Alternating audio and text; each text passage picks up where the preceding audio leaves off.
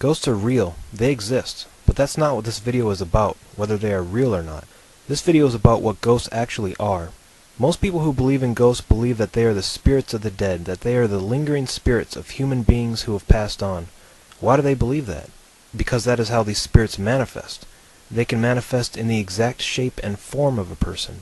All that people have experienced and all the evidence we have indicates that these spirits produce very human-like behavior. Clear, distinct voices, conversations, yelling, footsteps, shadow figures, and apparitions that walk like humans. But still, I ask the question, why? Why should you believe that these spirits are what they appear to be? After all, this is a supernatural force. Couldn't it be possible that this supernatural force could be something other than what it manifests as? How could you know for sure that this supernatural entity actually is what it appears to be? Well, they're not what they appear to be. The truth about ghosts? Yeah, they exist, but they are not spirits of the dead. They are actually demon spirits. Demon spirits with the capability of manifesting into something that they are not in order to deceive. And demons, more specifically, fallen angels. That's what demons are. Fallen angels. Biblical angels who followed Lucifer in his rebellion against God and were cast out of heaven and onto earth. Let's look at paranormal investigators.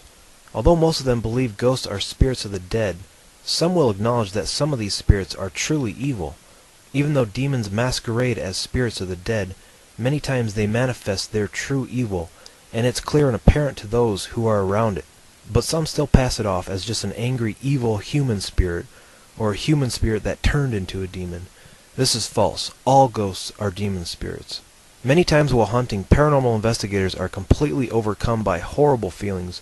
They suddenly stop and become overwhelmed with anxiety, intense fear, disorientation, sickness, and sometimes anger. And often they feel very cold, which is a telltale sign of the presence of a spirit. Again, I ask, why would the spirit of the dead do this? And again, this seems like typical demonic activity. This is demonic oppression. The demon is inflicting its evil presence onto that person at that time, which results in all sorts of horrible feelings. Investigators are also attacked by these spirits. Slapped, hit, scratched, pushed downstairs. This indicates that the spirit is angry, another indicator of the demonic.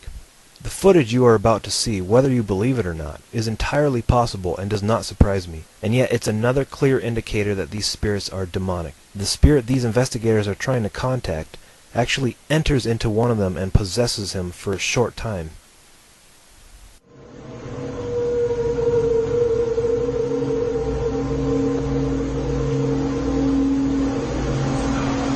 My energy is drained.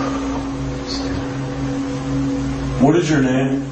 Can you please come here? Just talk to us?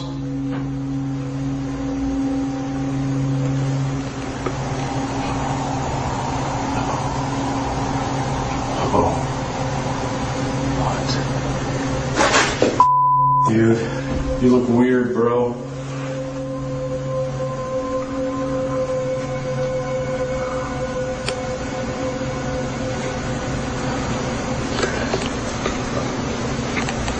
What's wrong with you, Nick?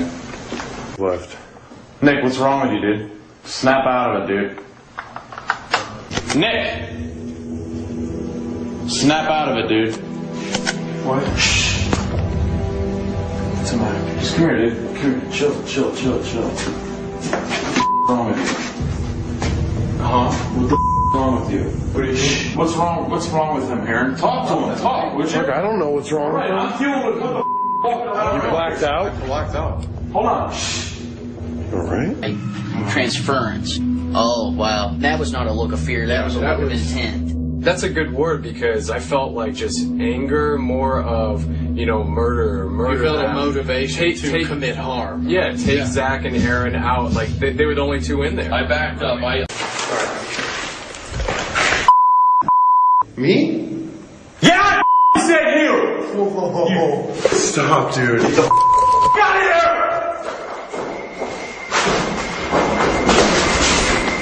Zach, get out.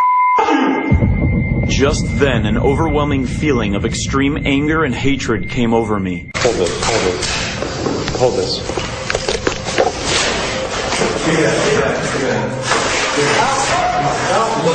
Stop! Let go.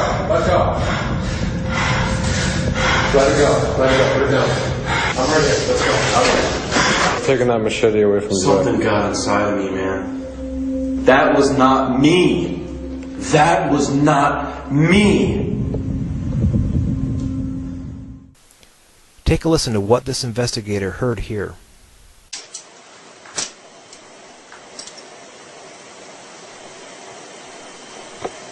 Come here. Come here. The creepy voice that I just heard was also caught on our digital recorder sitting right in front of me.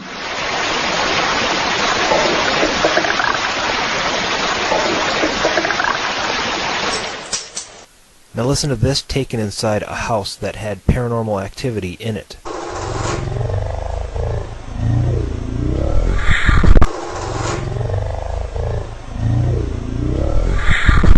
Listen to this EVP in which the investigators were trying to contact a ghost named Jean.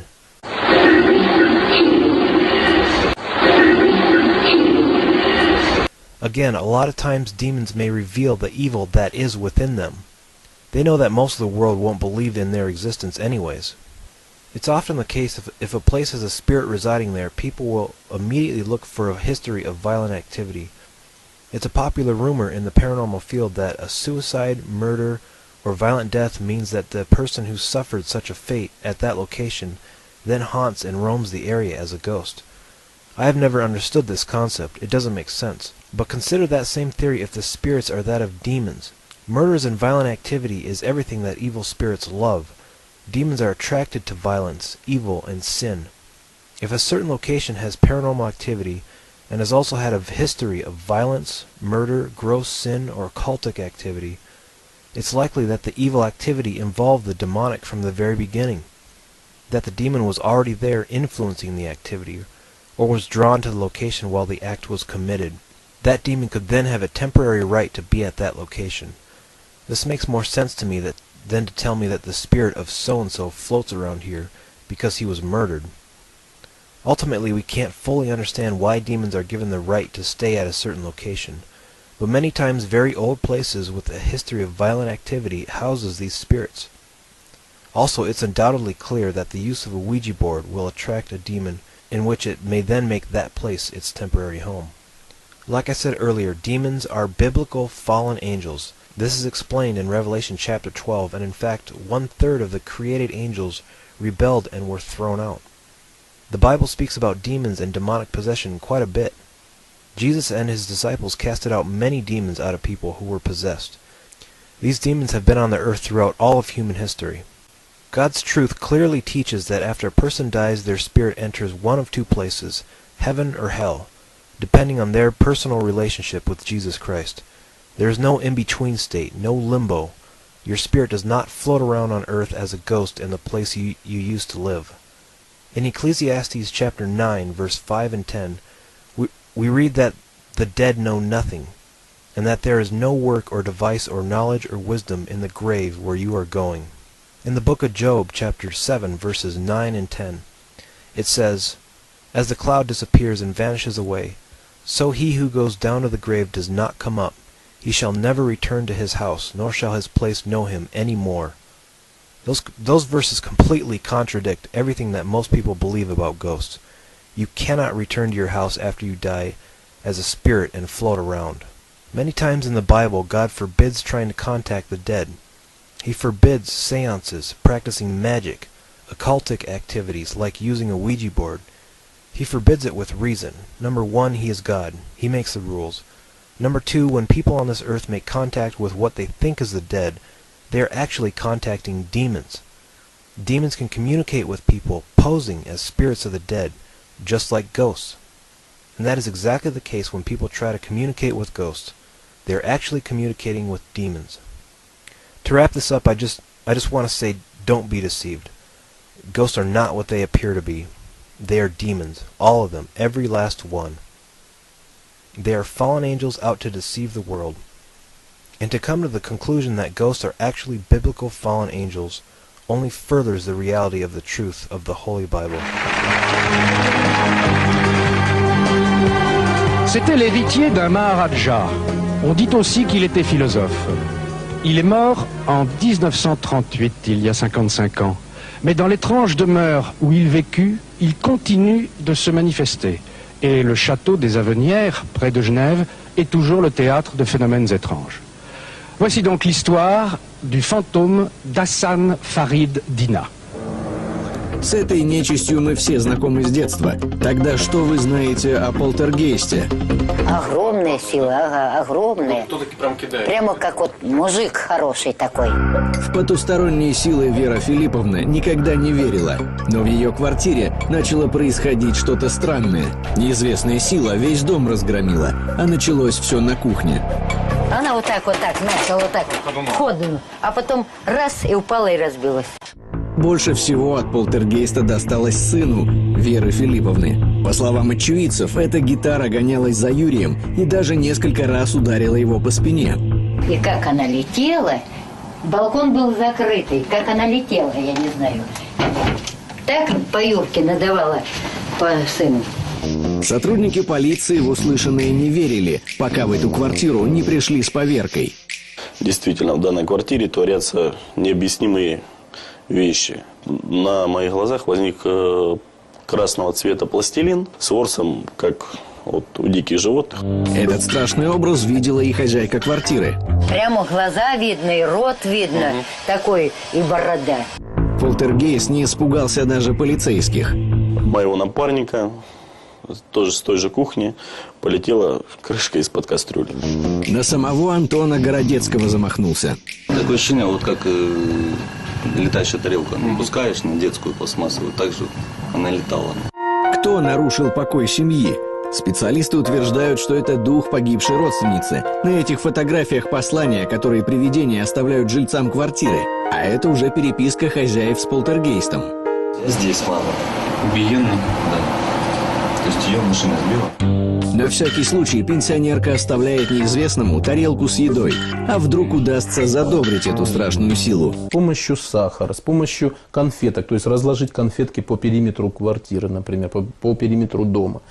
Можно приручить молоком. Можно приручить даже, если это очень такой шустрый, хороший мальчик, можно налить ему вот рюмочку. Вот когда мы видим продающиеся метелочки, которые вниз, вы поймите, их нужно перебивать. Взяли и этот веник, и его наверх. Во-первых, это приносит прибыль в дом. Во-вторых, это приносит успокоение.